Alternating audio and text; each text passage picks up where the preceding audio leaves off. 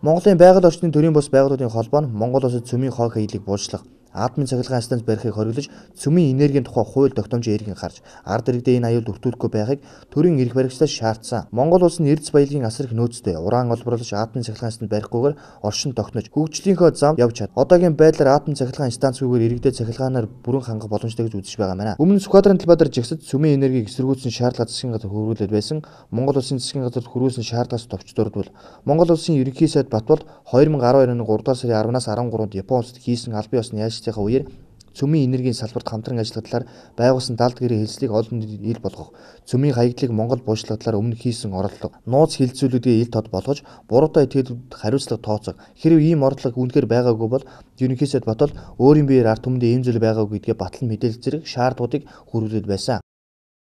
Бидний гол зорилго бол цөмийн эрчим хүчний талаар гаргасан Монгол улсын хууль байгаа шүү дээ. 2009 онд болсон. Энэ хуулийг хүчингү болгохыг шаардаж байна.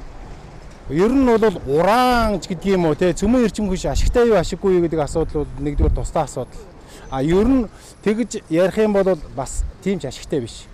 Гадны маш олон сэтгүүлүүдээр бичсэн байна л да. Жишээлбэл Австрийн эрчим хүчний агентлагийн захирал бол сүүлийн 60 жил ашигтай гэж яриад байсан энэ цөмийн эрчим хүч чинь бол улсын татаасаар явдаг байна гэдгийг зарласан байгаа саяхан. Ер нь бол Монгол улсын эрдэмтэд тооцоо хийж үтсэн байгаа. Их сургуулийн эрдэмтэд. Тэдний тооцоогоор бол нүүрснээс гаргаж байгаа эрчим хүч 100 төгрөг байхад биш 120 төгрөг байхад атомын эрчим хүч нь 100 төгрөгөөр гарч 20 төгрөгийн зэрэгтэй. Тэгээ асар их эрсдэл дагуулж байгаа энэ эрчим хүчнээс татгалзъя гэж. Монгол улс эрчим хүчнийхээ ерөөсөө нийт хэрэглээний 4% гадаадаас импортоор авдаг. Эргүүлээд 3% экспортлдог. Ерөөсөө 1% зөрөө байгаа. Ер нь бол дэлхийн эрчим хүчний хэрэглээг атомын цахилгаан станц бүрдүүлдэг гэж бодож байна. Үгүй шүү. Ерөөсөө дэлхийн нийт эрчим хүчний 14% атомын цахилгаан станц бүрдүүлдэг. Тэгэхээр бол атомын цахилгаан станц бол тийм ч их ирээдүйтэй мундаг тийм биш байхгүй юу? Монгол улсын хувьд бол энэ их асар их нүүрс байхад яагаад энийг ашиглахгүй байгаа юм? Энэ баг энэс атомын цахилгаан станцаас хямд тусан шүү дээ. Баг газар дээр ил байж шүү дээ. Энэ чи ямар ч боловсруулалт хэрэглэхгүй аваад 100-андаа түлээл эрчим хүчээ гарах болцоотой байна шүү дээ. Гэтэл атомын цахилгаан станц чи өөрөө босгохдоо хүртэл 4 юм уу 5 тэрбум доллараар босч шүү дээ.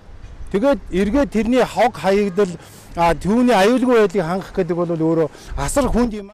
Тэдний хөрвүүлсэн шаардлага засгийн газар уншиж танилцаад 14 хоногийн дотор бичгээр хариу өгөх ёстой. Шаардлага хариу авах хугацаа болоогүй хэдиж энэ асуудал анхаарал хандуулахгүй бол дараа дараагийн хэмжээг авахаа мэдэгдсэн. Түүнчлэн өнөөдрийн жигсаалыг улсын хурлын гишүүд дэмжиж хамтран нэгдгийг уриалсан.